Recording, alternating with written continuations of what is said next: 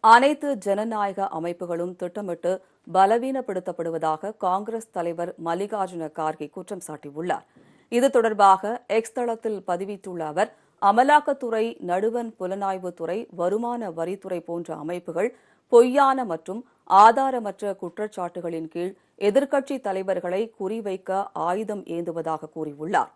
பல்கலைக்கழக வேந்தரோ, பேராசிரியரோ, பொதுத்துறை பிரிவுகளில் இயக்குநர்களாகவோ இருந்தாலும் RSS மற்றும் பாஜக உடனான நெருக்கத்தின் அடிப்படையில் பல்வேறு உயர் பதவிகளில் நியமிக்கப்படுகின்றனர் என்றும் குற்றம் சாட்டியுள்ளார்.